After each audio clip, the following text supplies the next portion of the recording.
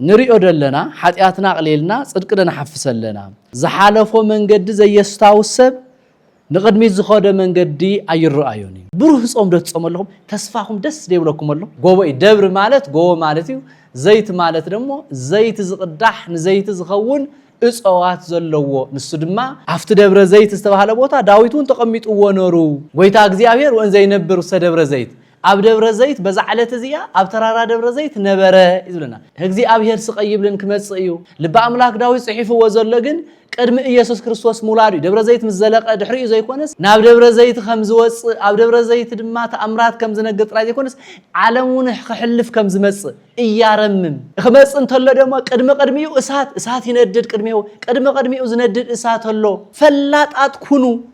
ከየስሕቱኩም ተጠንቀቁ አየሙን እስመ ብዙሃን ይመጹ በስምየ እንዘ ይብሉ አነ ውእቱ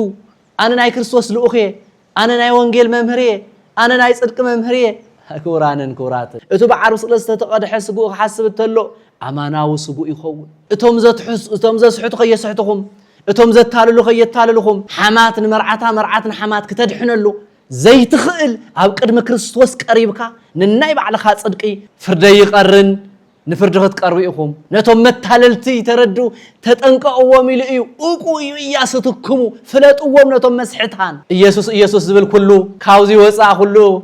أملاخي غويتاي زبلن كل منغستي يورسن خحاحي خفولي فلطوم تطنققو تمچبربرتي حزب سلام كسنيو منغست لا الى منغست خصبايو بسم اب وولد ومنفس قدوس احدو املاك يتبارك እግዚአብሔር املاك ابوين سبوهني واتو والأولني وأتو لعالم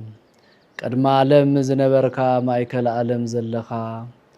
عالم حليفكات نبر ولد واحد إيسوس كريستوس نزو أغزية ساعات زيو نزو أغزية زيو سلزب صحخانا كبرن مسغانان أملوكوت نعخان قويتانان إيسوس كريستوس يخون ندنا عدس دنقل مريم ولادي تأملاكون كبرن مسغاناني بصحيام زخبركم ሊቃውንተ ቤተ ክርስቲያን መምህራነ ቤተ ክርስቲያን አይንተ እግዚአብሔር ካህናት መዘምራን ዲያቆናት ሰንበት ትምህርት ቤት መናሰይ ህፃናት ጠቅላላ ህዝብ እግዚአብሔር ደቅ እግዚአብሔር ኩልኩም ኣብ ዓዲ ውሽጢ ዘለኹም ኣብ ዓለም ኩሉ ዘለኹም ነዚ ሚዲያ ዚው ስርጉት ሚዲያ እትከታተሉ بزو ساعات زي دمام بزخونه ناي غويتانا ناي املاخنا قدوس قال نمحللاف حناون نفت ميديا ترخيمنا لنا السخاتكم ون እግዚአብሔር فقيدلكم سخاتكم فقادنياتكم نت ميديا زيون هتكتاتلو ناي እግዚአብሔር ቅዱስ فقاد كون ناي ناتي ناي ابوكم صاويتون كقربلكم يدلي امو لما عنتي مبل حمشاي سنبت أبي صوم غويتانا إيسوس كريستوس نمبل حمشاي سنبت إنا بس إحنا زلنا مو انقوى نمبل حمشاي سنبت دبر زيت إلو قدوس زخوانه ليك زخوانه ناي ليك آونت ليك ناي بوتا تابو ቅዱስ ያሬድ ሰየሞ ከምቶም ካልኦት ሰናብቲ ደብረ ዘይት ኢሉ ብናይ መዓልቱ ምስጢር ጠቂሱ ብናይ ዕለቱ ተአምራት ጠቂሱ ደብረ ዘይት ኢሉ ሰይምዎ እሞ እንኳን አፍቱ ናይ በዓለ ደብረ ዘይት ለተሰንበት መበል ሓምሻይ ሰንበት እንኳን አብጽሐኩም እንኳን አብጽሐና كبرانن كبراتن كل غزي زين رسعو قدمنا افتناي املاخنا ناي غويتانا ناي ኢየሱስ ክርስቶስ ቅዱስ ወንጌል መልዓልና ይትምርት ምእታውና ነስታውሶ ነገር አለው ዘዘክረኩም ነገር አለው ሓሙሽተ ሰንበት እንድሕር ቆጽርና ደብረ ዘይት እንድሕር በጽሕና ኣብ ደብረ ዘይት ዝበጽሕናዮ ሰናብት ንድሓርስት ንመለስ زوردلنا اينا قدستلنا اينا مصاغويلنا اينا እዚአቶም እንዳበልና ኢና ናብ ደብረ ዘይት በጽሕና ዘለና ምኩራብ ኢልና ኢና ስለዚ ክቡራንን ክቡራትን እዚኦም ሕሊፍና ኢና ኣብዞም ሰናብት እዚአቶም ዘፍረናዮ ፍሬና ንስብስብ ደለና ነሰባስቦ ደለና ሓጢያትና ንብትኖ ደለና ጽድቅናኸ ንዝግቦ ደለና ምኽንያቱ ጾም ናይ ሓጢያት መደምሰሲ ናይ ጽድቂ መሳርሒ ናይ ጽድቂ ምስነ ምግባር ቅዱስ ስራሕ ናይ ምስራሕ መመዝገቢ እንጥቀመሉ መሳርሒ እዩ ጾም ናብ ክርስቶስ ንኸደሉ ናብ ክርስቶስ ንቀርበሉ ሓጢያትና ንሕጸበሉ ጽድቅ ንሓስበሉ መመሓላለፊ እዩ ጾም ስለዚ ዞም ዝሓለፉ ሰናብቲ ከመይና ንሪኦም ሓደ ሽዋዕ ክልተ ሽዋዕ ሰለስተ ሽዋዕ ወይ ድማ ስዋዕ እንዳበልና ክንቆጽሮም እንተለና ሽዋዕ ማለት በሃበ ዕብራውያን ፍጹም ውእቱ ሸውዓተ ማለት ፍጹም ማለት እዩ ለሸውዓተ ሸውዓተ እንዳቆጸርና ክንከይድ እንተለና ከመይና ንሪኦ ደለና ሓጢያትና ቅሊልና ጽድቅ ንሓፍሰለና እዚ ኩሉ ግዜ ናብቲ ሓደ ስዋዕ ክንሓልፍ እንተለና ዝሓለፍናዮ ክንግምግመለና ዝሓለፎ መንገዲ ዘየስታውስ ሰብ ንቅድሚት ዝኸደ መንገዲ ኣይረአዮን እዩ ዝሓለፎ ስራሕቲ ዘይግምግም ሰብ ንቅድሚት ዝኸደሉ ስራሕቲ እውን ኣይረአዮን እዩ ናይ ንቅድሚት እንኸደ ስራሕትና ክረአየና እንተ ኮይኑ ናይ ዝሓለፈ ስራሕትና ንርአዮ ንቅድሚት ክነስታውስ እንተ ኮይና ናይ ዝሓለፈ ናይ ጽድቂ ስራሕቲ ዝሰርሕናዮም ስራሕቲ ክነስታውስ ኣለና ብኸምዚ እዩ ናይ እግዚአብሔር ጽድቅውን ልክ ስራሕቲ ከም ንግምግም ናይ ጽድቅ ስራሕትና እውን ንግምግሞም ኢና ምክንያቱ ጾም ስራሕ እዩ በቃ ናይ ጽድቅ ስራሕቲ ንሰርሓሉ ስራሕ ማለት እዩ ስለዚ ንግምግሞም ደለና ኣነ ንስኻትኩምን ከመይ ርኢናዮም ረኺብናሎም ዶ ተወሰነ ክቡራንን ክቡራትን ሓደ መዓልቲ ኣለዋ ስራሕ በዚሕ እኳ ዘይቀደስካሉ ትውዕል ናብ ቤተ መቅደስ ዘይከድካሉ ትውዕል መዓልቲ ኣለ ስኽፍ ዶ ይብለኩም ኣነ ከመቦኻትኩም ስኽፍ ይብለኒ ኣለዋ ሓደ ዘይከድካ ትውዕል ስራሕ ናይ ቢሮ ወይ ናይ ገለ ዝኾነ ነገር ይጋጥመካሞ ከይድካ ቅዱስ ኢልካ እግዚአብሔር ምስለ መንፈስከ ኢልካ እግዚኦ ተሳሃለነ ቅዱስ ሃያል ቅዱስ ያው ኢልካ ኣፍቲ ቅዱስ ቦትኡ ኣፍቲ ስጉእና ደምኡ ዝፍተተሉ ተረኺብካ ዘይስራሕካሉ ክተስታውስ ተለኻስ ንእሽተይ ውሽጥኻ ይስማዓካ ስኻትኩም ከመይ ኣነት ናተይ ዝነግረኩም ዘለኹ ከመይ ይስማዓኩም ከመይ ከተሓስቡ ምናልባሽ ከዘይምችወኩም ከብ ስራሕኩም ኮንኩም ተስታውስዎ ደለኹም ኣብ ሹቅኩም ኮይንኩም ኣብ ቢሮኩም ኮይንኩም ኣብ ተፈላለየ ስራሕ ኮንኩም ተስታውስዎ ደለኹም ትጾም ትዝክርዎ ደለኹም ትጾም እስካፍቲ ተኻኣለኩም ክትጾሙ ደለኹም እስካፍቲ ተኻኣለኩም ሓቀኛ ጾም ዶ ትጾሙ ኣለኹም ሓቀኛ ጾም ብሩህ ጾም ዶ ትጾሙ ኣለኹም ተስፋኹም ደስ ደይብለኩም ኣሎ ውሽጥኹም ብተስፋ ዶ ይመልእ ኣሎ መቸን ኣነኹም የጽበ ምክንያቱ ቅዱስ ኣምላኽና ኢና ንጽውዕ ዘለና እቲ ጥዑም ኣምላኽና እቲ መሓራ ኣምላኽና ዝኸበደካ ዘቕልል ዝጸበበካ ዘስፍሕ ዝጸልመተካ ዘብርህ ጎይታ ስለ እንዳጸዋዕና ንጸውም ዘለና በእውነቱ ተስፋ ይስማዓና ደስታውን ይስማዓና በቃ ፍቅሪ ናይ እግዚአብሔርን ይግለጸልና ንምንታይ በቲ ጾም ክንዝክሮ እንተለና ስለዚ ከምኡ ዶ ይስማዓኩም ከምኡ ዶ ትርእይዎ ኣለኹም ከምኡ ዶ ተስታውስዎ ኣለኹም ስለዚ ክቡራንን ክቡራትን እንድሕር ምናልባሽ ናይ ዝሓለፈ ዝየስታወስኩ ናይ ትምህርትና ርእሲ መልዓል ገርና እንነጋገረሉ ሓደ ክልተ ቃላት ሓደ ርእሲ መልዓል ገርና በቱ ሓደ ርእሲ ገርና ንሓፂር ሰዓት ክንነጋገር ኢና እሞ እግዚአብሔር ኣነውን ክናገር ዝናገረሉ አንደበስ ካትኩም ትሰምዑልን ተስተውዑልና ይምሮ ቅዱስ ኣምላኽና እግዚአብሔር ማእኸልና ተረኺቡ ቅዱስ ፈቃዱ ይኹን በመስቀሉ ዝገዛአና በደሙ ዝገዛአና በመስቀሉ ዘምጻአና በመከሩ ዝገዛአና በትንሳኤኡ ዘተሳአና በህያውነቱ ህያዋን ዝገበረና ተስፋ ዝሃበና ጽድቅ ዝሃበና እውነት ዝሃበና ጎይታ እግዚአብሔር ሕዝውን ማእኸልና ንኽርከብ ናይ ፈጣሪና ናይ እግዚአብሔር ቅዱስ ፈቃዱ ይኹን እሞ ኣብ መልዓሊና ንገብሩ ናይ ትምህርትና ርእሲ ኣብ ማርቆስ ወንጌል ምዕራፍ 13 ማርቆስ ወንጌል ምዕራፍ 13 ቁጽሪ 3 ኢና መልዓል ንገብሮም እዚ ጥቕሲ እዚዩ ኣብ ካልኦትን ክውስኸልኩም እየ ماتيوس ونجيلون 24:3 نرخوينا أو لوقاس 21 شوعتك 19 نرخوينا إذا ونجيلاويان زي أتوم تقيسهم ملو جنت ملعلنا إلى ما عند تمرتنا نجورو جن ماركوس ونجيل معرف 10:3 وصر 3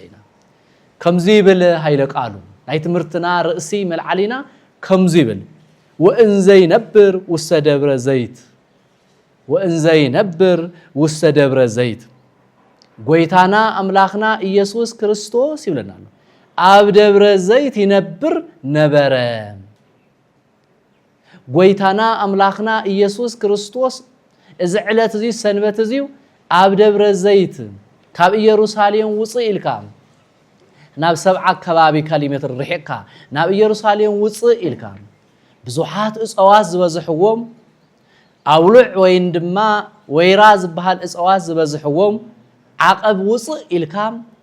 أب يروساليم وصي الكاز ركب ترارا جو دبر مالت جو مالتيو زيت مالت دمو زيت زقدح نزيت زخون أواز زلوو نسدما أولع ويندما ويرا أولع إلنا نصوع ويندما ويرا نكب قدوس زخون نغزفلالي زخون زيت زوصو أواز زبزحو دبر لعلي نارغانا 7 كبابي كاب 7 لعل خون زخيل كيلومترو ناب 75 متر كاب يروساليم وصيخا زركبيو اتو ترارا نسو غويتا እግዚአብሔር ብቻ ይኮነን አትይው ይብል አንደ አውረት ካልአይ ሳሙኤል ምዕራፍ 15 ቁጥር 30ውን ዳዊት እንካብ ኢየሩሳሌም ወጽኡ ናብ ደብረ ዘይት ዓቀበት ወጽኡ ተቀሚጡ ነሩ ምክንያቱ ኩፉ ጸላኢ ወይን ደሞ ሐያል ጸላኢ አብዘጋጠሞ ጊዜ ዳዊት ሸሽጉ ናው ኾይዶፍት ደብረ ዘይት ተቀሚጡ ነሩ አፍት ደብረ ዘይት ዝተባሃለ ቦታ ዳዊቱን ተቀሚጡ ወነሩ ምንታይ ምስዞርዋቤል ዘሎ ቤተ መቅደስ ደብረ ዘይት 75 ካሬ ሜትር ገደማ ልዕል ኢሉ እንረኽወ እዩ አው ድማ ኣብ ትሕት ንሱ ድማ ቤተ ፋጄ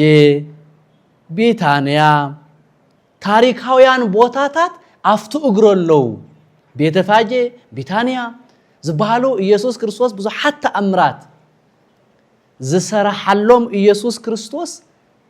ተአምራት ዝገበረሎም ቦታታት አፍቱ እግሮውነለው ካው ሓሊፍካ ወፂኻ ድማ ደብረ ዘይት ይባሃል ልዕል ዝበለ ተራራ እዩ ልብ አምላክ ዳዊቱን አው ኾይዱ ተቀሚጡሉ ነሩ ካብ ኢየሩሳሌም ወፂኡ አው ኾይዱ ተቀሚጡ ነሩ አፍቱ ቦታ ንሱ ተቀሚጡ ነሩ ኢየሱስ ክርስቶስ ድማ ናው ኾይዱ ነሩ ይብል አፍቱ ደብረ ዘይት እንደሃለወ ደቀ መዛሙርቱን ኢየሱስ ክርስቶስ ዝሓተቱ ወሕቶ ነሩ ይብል ወአውሳ እግዚ ኢየሱስ ወምንት ትምህርቱ አመይከውን ዝንቱ ኩሉ ንግረነ ማይዚየ ይከውን ዝንቱ ወምንት ትምህርቱ አመይከውን ዝንቱ ኩሉ እዚ ነገር እዚ እንታይ እዩ ዝተሪአና ዘለኻው ዝደብረ ዘይት ኾንካ ትንሪኦ ዘለና ተአምራት ክበበ መጻጻእኻ ክበበ ተስዊት ወይ ድማ ግርማ መለኮቱ ተአምራት የሪኦም ነበረ በብዙሕ ተአምራት ናይ ዓለም ሕልፈት ወይ ምጽአተ ዓለም ናይ ዓለም ሕልፈት ይነግሮም ነሩ የርእዮም ነሩ ቦት ተአምራት ይብለና ትሪ ኸርዮም ተለቶም ደቀ መዛሙርቱ ቐሪዮም ታይሎም ነሮም ወማይዚየኑ ማይዚየ ይከውን ዝንቱ ወምንት ትምህርቱ بسرخ معزخ يخون تنريو زلنا معسك يخون زيخه واوصى ኢየሱስ ክርስቶስ وان زي بيرومو اوكو اياسوتكمو كبرانن كوراتن او زيلو تعبي اوكو اياسوتكمو ويتا እግዚአብሔር وان زي نبر وسدبر زيت اب دبر زيت بزعلت زيا اب ترارا دبر زيت نبره يزلنا او خوينو دما بزو حتى امرات ارአዮም ነገረ ምጽአቱ ነገሮም ሕልፈተ ዓለም ነገሮም ግርማ መጻጹ አርአዮም ዓለም ከም ዘሐልፉ ነገሮም ብዙሓት ጸላእት ከም ዘጋጥሙ ከሓት ከም ዘጋጥሙ ነገሮም በተፈላለየ መንገድ ነገሮም ግን ኢየሱስ ክርስቶስ ቀሪዮም ማዓዘ ይኸውን ታይከ ኢዙ ትምህርቱ ዚው ታይከ ኢዙ ተአምራቱ ዚ እንዳወሊጡ ይዎም ስነበሩ ማዓስከ ይኸውን መስወልዎም አይተ ዝኾነሉ ንዓኻትኩም ይትፈልጥወን ملائكة سماي إي ولد زئن ولا أب بعلو قويتا እግዚአብሔር ኢየሱስ ክርስቶስ ብቻ ይዝፈልጡ እምበር ስኻትኩም አይትፈልጡወን ንዓኻትኩም አይርዳአኩምን አይንገረኩም ግን ኡቁ ኢያሱተኩሙ እስመ ብዙሃን ይመጹ በስሜ እንዘ ይብሉ አነ ውእቱ ክርስቶስ አነ ክርስቶስ እንዳወሉ በስሜ ዝመጽኹም በስሜ ዘታልልኹም በስሜ ዘንጸባርቁ ግን ብዙሃት መታለልቲ ክመጽኹም ዮም إذا حلفت زي خمزة لأوكو وإياستكم تتنقوا فلتوا بزحد مسحتان مكلأن كموصخم يوم كورانن كوراتن استنها بعد التنازمن استنمسا إذا زنقرنا زلك قال نتايو بسمي كموصخم يوم بزحات زسحتكم موصخم يوم جن كي تسحتوا كي يسحتكم تتنقوا توم زسحتوا زبلكم زلكم جن سمين داس أوعو تأمراتي اندامهارو أملاكنتي انداغلصو ግን ማዕለቶም ዘይነውሩሉ አፍቲዮት ንሱ ዘየለው ነቲዮት ንሱ ክነውሩሉ ዘይخلو ስመይ እንዳገለጹ ዘስሕቱኩም ዘታልልኩም ብስመይ ሽቁጡ ግን ክመጽዩ ኡቁስ ወኢያስትኩም ፍለጥዎም ነቶም መስሕታን ነቶም መከላን ግን ፍለጥዎም ተጠንቀቅዎም ኩራንን ኩራት እዚ ዝነግሮም ዘለበይ ኮይኒ ወእንዘ ይነብር እግዚእነ ውስተ ደብረ ዘይት ኣብ ደብረ ዘይት ኮይኒ ኣብ ደብረ ዘይት ተራራ ኢለኩም 75 ካሬ ሜትር ካሬ ካብ ኢየሩሳሌም ውጽእ ኢልካ ኣብ ከባቢ ኦፍት እግሩ ድማ ቤተፋጄ ዝብሃሉ ብዙሓት ተኣምራት ዝተሰርሐሎም ቢታንያ ዝብሃሉ ዘለዎ ኣብ ደብረ ዘይት ኣውልዕ ወይን ድማ ናይ ወይን ድማ ወይራ ዝብሃል ዝበዝሖ ተራራ እዩ ኣኡ ኮይኑ ብዙሕ ተኣምራት የርእይዎም ወእንዘ ይነብር ውስተ ደብረ ዘይት እግዚእነ እግዚ ام ጎይታና አምላኽና ኢየሱስ ክርስቶስ ኣብ ደብረ ዘይት ነበረ ግን ዙ ቃል እዚኡ ኮይኑ ነገሮም ዓለም ከም ዝሐልፍ ኣብ ነብይ እግዚአብሔር ልብ አምላክ ዳዊት በመዝሙር 49 ቁጥር 2 ተሪእ እንተለና ከምዚ ይብል እግዚአብሔር ሰ ገሃደ ይመጽኡ አምላክን እያረምም አቱም ህዝቢ አቱም አመንቲ እግዚአብሔር ስቀይብልን ክመጽእ እዩ እግዚአብሔር ክግለጽ እዩ በግርማ መለኮቱ راخمو مناتو لب املاك داويت قدميتي تناغيرو زلو اب لوقاس وانجيل دما يسوع كريستوس افتو بعلو زترخولو اب دبر زيت زتناغرو يتصحف لوقاس صحيفو زلو لب املاك داويت صحيفو زلو ግን قدم يسوع كريستوس مولادي دبر زيت مزلقه دحري زيكونس قدم يسوع كريستوس ناوز مدر زي كاب سمايات وريدو اب دنگل ماريام سغا لبيسو بزي اب كاب دنگل ماريام توليدو ابز عالم زيب زمصلو لوقاس وانجيل بدبر زيت تناغرو صحيفولو اب دبر تاور تناغرو صحيفولو እግዚአብሔር አምላክና ልብ አምላክ ዳዊት ዝጽሐፎ ግን እግዚአብሔር ሰጋሃደ ይመጽኡ አምላክነ ያረም የሚሉ ጽሐፎ ግን ቀድምን ኢየሱስ ክርስቶስ ካብ ሰማያት ሙራዱ ቀድመ ኢየሱስ ክርስቶስ ናው ዘዓለም ዚ መምጽኡ ቀድመ ኢየሱስ ክርስቶስ ናብ ደብረ ዘይት መውጽኡ ናብ ደብረ ዘይት ከም ዝወጽ ኣብ ደብረ ዘይት ድማ ተአምራት ከም ዝነገጥ ራይ ይኮንስ ዓለሙን ክሕልፍ ከም ዝመጽእ እያረምም ስቀይብልን ክመጽእ እዩ خمس انت الله دم قدميو اسات يندد قدميو زندد اسات الله نحاطان زقاصلوم نو بركانو لاويتروس منግስተ ሰማያት ብርሃን ዝኾነሎም اسات ሁሩ እምን ርጉማን እምን ነየ ውስጥ اسات ዘላለም ዘቃጽል اسات ነቶም ሀጣን ዘቃጽሎም ነቶም ጻድቃን ዘብርሃሎም ምስቢኢተ ይበርሁ ሸውዓተ ኢድ ዘብርሃሎም ካፍቱ ብርሃን نعاتهم صدقن برهانن زخونو نتوم هاطان دما ناب صلماتن ناب مكران زقاصل اسات زندد اسات يندد قدميو زقاصلوم اسات قدمي يخند معزه እግዚአብሔር ሰጋሃደ ይመጽ በግርማ መለኮቱ በኸበ ተስቢኢቱ ግርማ መለኮቱ ለቢሶ ዓለም ከሕልፍ ንዓለም ዘዓለም ዘሎ ሁሉ ንክሕልፍ ዝመጸሉ ግዜ ሰባትን ዓለማትን ከሕልፍ ዝመጸሉ ግዜ اسات እንዳነደ قدم يلو اسات ማለት ግርማው እዩ اسات ማለት ብርሃኑ እዩ اسات ማለት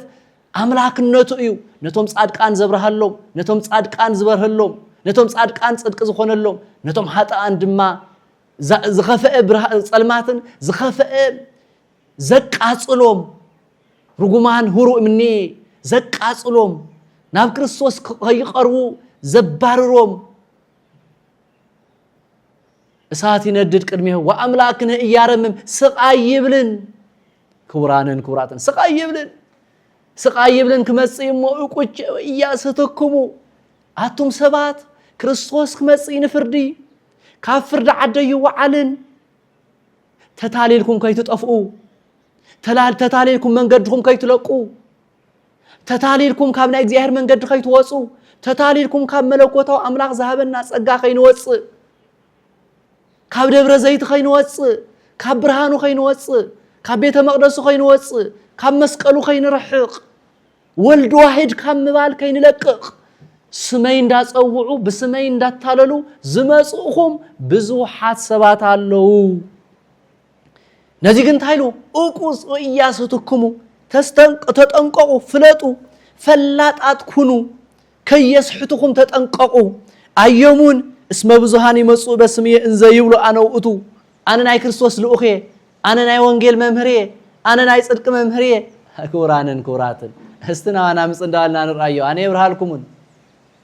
يبرهالكمون انت أمزولنا زلو أنا يبرهالكمون انت أمزنقرنا زلو بلو نعو قداس يقدسو بلو نعو بيت مقدس كيدو بلو نعو عودة مهرت قالوا وانجيل سمعو عين خيدن تايدا قن مسحب قدسينا الناقر ግን መጽሐፍ ቅዱስና ነጠቀስ ግን ወንጌልና ነንብብ ወአበይ ዲዝ ንገርሞ አበይ ንገር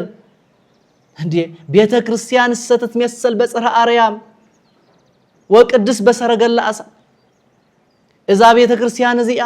ናይ ሰማያዊት ምሳሌ እያ አብ ሰማይ ከይድና አብ ቅድመ ክርስቶስ እንስብሰበላ ምድራዊት ኢየሩሳሌም ያ ስጉኡ ዝስዋ አላ ደሙ ዝቅዳል አማናዊ ስጉኡ ቅዱስ ደሙ ስጉኡ ዝቆረሰላ ደሙ ገና ስጉኡ ካብ ቤተልሔም መጽዩ ናፍቱ ቤተ መቅደስ አትዩ አፍቱ መሰውያ ተቀሚጡ አሐዱ አብ ቅዱስ አሐዱ ወልድ ቅዱስ አሐዱ ውእቱ መንፈስ ቅዱስ በአማን ቅዱስ ክበሃልን ተሎ ዓይንኻ ቅዱስ ስጉኡ ይልወጥ እዝንኻ ቅዱስ ቃሉ ይሰምዕ هلنا خاز تلوث أماناوي سجا مسيلو يرأيكان يسمعكان قدوس سجو أتون كافتيو بزتفلالي غير كازم صخايو أما سويا مسمس أتقالو مسمس بتمسطو أتكاهن اجزي أبيهر وكيلك كاهنات يسوع كريستوس وكيلو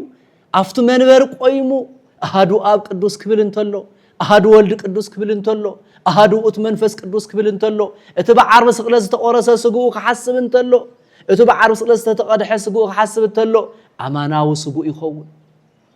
أماناو دمو يخون سجو سجا مدهنيت دمو سوا هيوت كويني لوت إزيو زي ردو إزي بإمنة زي رئيو إزي بإمنة زي تردو إزي بإمنة زي قرصو زي مقبو كي يتاللكم تتنقو ناي دبر زي تتمرتي قرص تمهرتي قال بقال تمهرتي كي يتاللكم فلتو بسمين داس أو عزج ورورو كي يتاللكم بزوحات هالسويان كمسؤيم ناوز مدرزيو بزوحات متالل تخمصيو ثم متالل تدما سقيلهم بحدركا معلكا بتشا يكونن سمين داس أوعو وانجيلين دا تناغرو قالين دا تناغرو كتاللهم يوم نعناينا بيت مقدس بلوهم نعناي سغانا دومو نبلع بلوهم نعناي بيت مقدس اتينا قالو نسمع بلوهم الشي يبلوهمن اي موصن يوم مخنياتو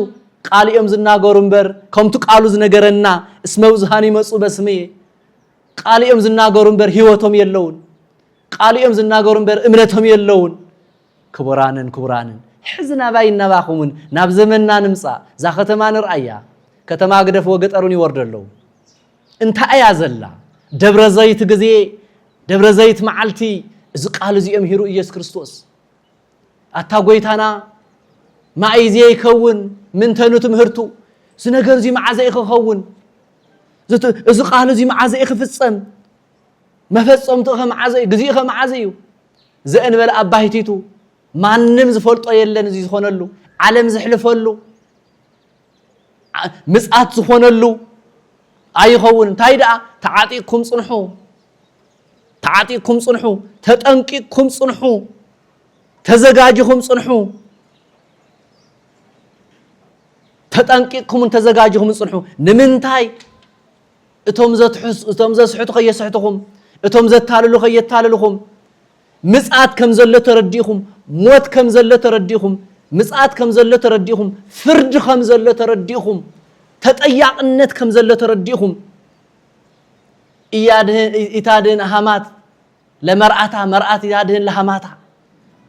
حمات مرأتا حمات كتدحنلو زي تخيل أو قدم كريستوس قريبك ننايب على خاص صدقي بروكان لأوي نعوت روس منقسة سميات هروء من نير قمان مستأساس زلالم نعم زلالم إسات تخدو طفقو شدو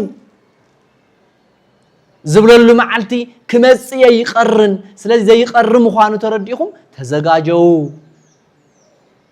تزغاجكم صنحو استوعلكم صنحو بتخكلنيا منقد بناي كريستوس منقد تملالسو اونت እግዚአብሔር አብ ደብረ ዘይት ከምዘው አለ አብ ኢየሩሳሌም ማይከለ ዓለም አብ ቀራንዮ መስቀል ከምዘው አለልኩም አብ ቀራንዮ መስቀል ወዒሉና መቃብር ከምዘው ወረደልኩም كام مقابر تسيو تنسى برهان كم زأوجلكم سجان بركتن كم زهبكم رديئتن بركتن محرتن كم زحلكم تردؤوا فردي قرن نفردخت قربيكم صدق مسرح يدلي بركتن مقبال كابك زيابير كفانن مكلانن مستو على يدلي كريستوس فلت ومنتهم مكلان يلئيو نتهم متحللتي تردو تتنقوا وميلئيو اوقوا ياسطكمو فلت ومنتهم مسحتان ኢየሱስ ዝብል ኩሉ ቅዱስ ዝብል ኩሉ ክርስቲያኔ ዝብል ኩሉ ናይ እግዚአብሔር አይኮንን መምሕ የለዎ ጽድቅ ዝበሃል መምሕ የለዎ እምነትን ምግባርን ሓደ ገሩ ዝመጽይ ወድ ክርስቶስ ዝኸውን ናይ ደብረ ዘይት ትምህርቱ ሰሚዑ ተረዲኡ ተጠንቂቁ ፈሊጡን ዝመጽይ ምሕረት ዝኾኖ ካውዚ ወፃ ሁሉ አምላኻይ ጎይታይ ዝብለን ሁሉ መንግስቴ ይወርስን خحاحيه خفوليه كماميويه دحريو رغمان هرو منيه بروكان تروس منغسو لاوي خبلكمي ازي خمزله ترديكم تطنقيكم امنتكمن سمونا ኢየሱስ ክርስቶስ በመጽዋዕ እምነትኩም በመጽናዕ ናይ ደብረ ዘይት በመማር ኢየሱስ ክርስቶስ ከምዘይብል ከመጽም ኳኑ ተረዲኩም አብ ኢየሱስ ክርስቶስ ምጽአት ርጉማን ዘይኮነስ ብሩካን ክንበሃል ናይ ብሩካን ስራሕ መስራሕ የድልየና ናይ ጽድቅ መንገድ ምክትታል የድልየና ናይ እግዚአብሔር ቸርነት ምርአይ የድልየና ናይ እግዚአብሔር ምሕረት ምክትታል የድልየና ጥንቃቄውን የድልየና ካውዚ ወፃ እንድሕር ከይድና ግን ስሙ በመጽዋዕና ጥራይ ኢየሱስ ክርስቶስ በተግባር ዘይንገልጾ እንተ ኮይና ስሙ ጸውዒና ብቻ ድሕነት ክርከበ ይኽእልን ነዘዩ ኢየሱስ ክርስቶስ ስቃይ ይብልን ክፈርድ ክመጽዩ አፍቱ ፍርድ ድማ እግዚአብሔር ክፈርድ እዩ ናቱ መጀመሪያ ስጋ ማርያም ለቢሱ ናብዝ ምድር ዝወሪዱ 33 ዓመት ነገራት ኩሉ ዘእንበለ ኃጢአት ኩሉ መከራ ተሸኪሙ ጾሙ ስግደቱ ጸሎቱ ሕርመቱ ተራራ ሙራድ ሙጻ ኩሉ ተሸኪሙ መርአያ ሆይኑ ኢየሱስ ክርስቶስ አብ ደብረ ዘይት ወጽዩ ምጽአት ከም ዘለስ ተምሂሩ እቲ ምጽአት ድማ ናይ ጽድቅን ናይ ኃጢአትን መወሰኒ ወይ ድማ ፍርድ መውሃብ መዓልት ከም ምዃኑ ነጊርዎም ደቀ መዛሙርት ቦት ግዚያን ሱ ተጨኒቆም ፈሪሖም ተረብሾም እዚ ነገር እዚ እንታዩ ማዓስከ ይኸውን ማይዘን ይኸውን ብዛዕባ እንታይ ከይት ሙርታይ ከይ ዝብል ዘሎ ንጻድቃን ናብ ብርሃንን ኃጥኣን ናብ ጸልማ ዝፍረደሉ ትምህርቲ ኢልዎም ታይዳ አይና ክንገብር بسر معز كجزي يخون معز معلت خوني نجرنا معلت ورحته أمته مهرته هاي جلس الكمن حدا قال جنجليس اللهم أنكو تو إيا أنكو وإيا ستكمو أنكو وإيا ستكمو زقال جليس اللهم مليس اللهم فلات أوم تتأنقوا توم مجبرتي تتأنقوا بكريستوس إيسوس بسمو بتشازس أوعو إمنس يبلهم تتأنقوا أنا إيسوس أنا خمزي إنداولون أنا خد حنكم إنداولون كم أسخم يوم بزوح تأمرات من كريئكم يوم تأمرات بمرأيهم جنساتهم أملاك كوينهم مالت أيقونن إيسوس وي قويتا بموالجن ناي قويتا سبات كوينهم مالت أيقونن ناي قويتا صراحة تصريحهم يوم تافلت أوم تفلزيا متن تانتليا كم يم كفلتو كم يجر كأم زلليو كم يجر كأم زفليو كم يجر كأم متاللت مخان زفلتو إلوكم جبرهم ترى أصواعهم تسمعهم دمصم جبرهم دم ما تختلوهم جبرهم دم ما مرمروهم جبرهم دم ما فتشوهم مو علم محدارهم بيت أسألتهم بيت أمر كوز فتصملون فتشوهم نا إيسوس كريستوس أنا تنيا تمرت خطفرت ترليهم نافتو أنا تنيا من قدي حيزهم ديم زخودس وين دم ما خمتنا يقوي تازولو متعللت المجبرتي أميلكم كتريوهم من الحرج عليهم جبرهم تختلوهم جبرهم رأيهم جبرهم فلتوهم تراي بسمومون سمس أو عمنا يكونن لذي نزيو تتنقوا ويتنسى حزب بزوحات نجارات حدا منكتن كوكمي زابير تحزن وين دمو نايك زابير من قدتات ناي مسقات من قدتات كم مسقات زرقيو ناي مسقاتات وازيماتات وي ملكتات زبهالو جن اللو ويتنسى حزب دي بحزب ونجس لا إلى نجس ويكون دلق فقرخ رحقيو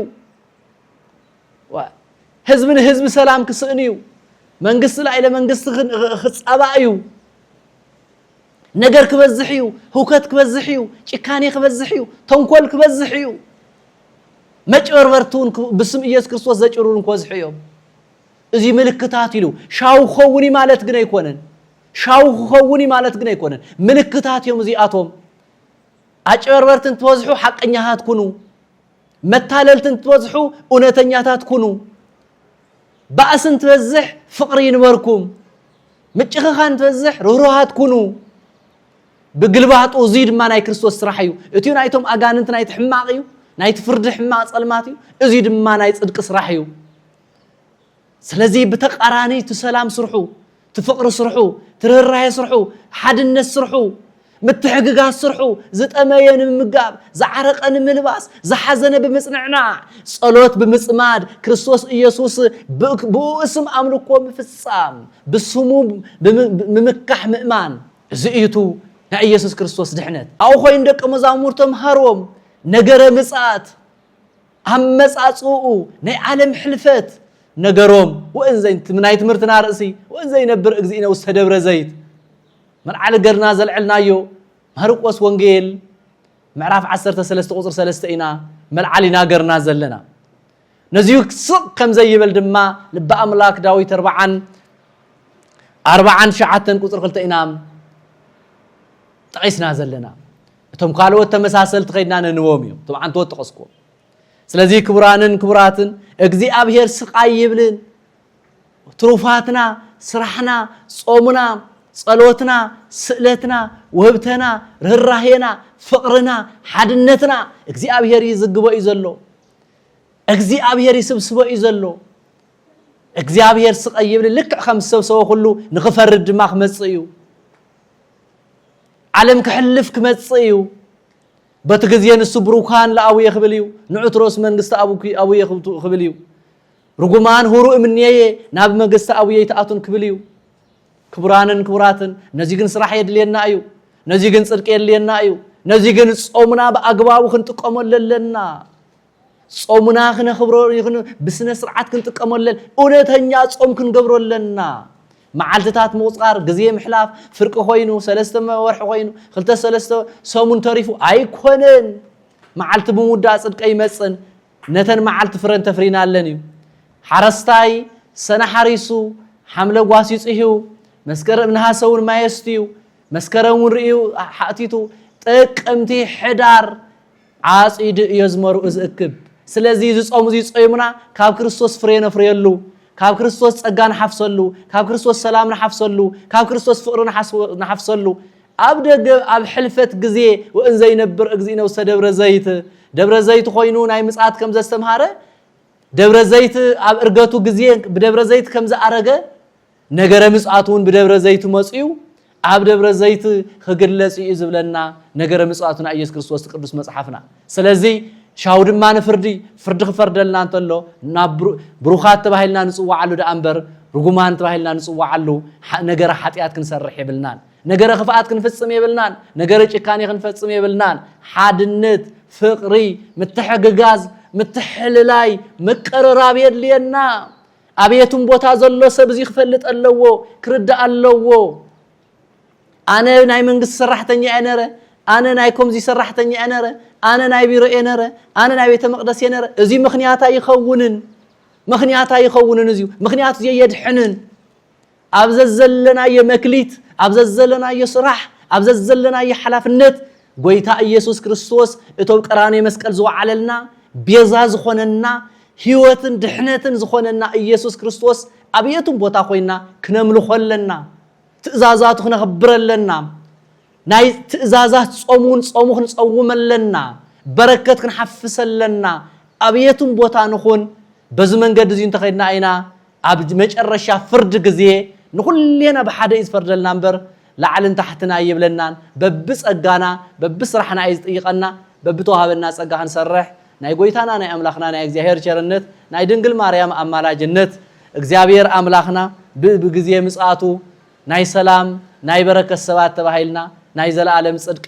ዝወሃበና እምበር ናይ ዘለዓለም ኩነኔ ዝወሃበና ሰባት ከይንኸውን እግዚአብሔር በቸርነቱ ይሐልወና እቁ ኢያሱትክሙ እንካብ ኩፋአት መታለልት መጨረርትን መስሕታን ሰዊሩና እውነትን ጽድቅን ሐቅን ሰሪሕና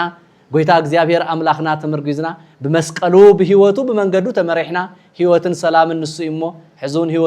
ህይወትን ሰላምን ክበና ናይ እግዚአብሔር ናይ ጎይታና ቅዱስ ፈቃዱ ይኹነልና ሕዚ ሓምሻይ ሰንበት ኣለና ከም ትዘልኩሁም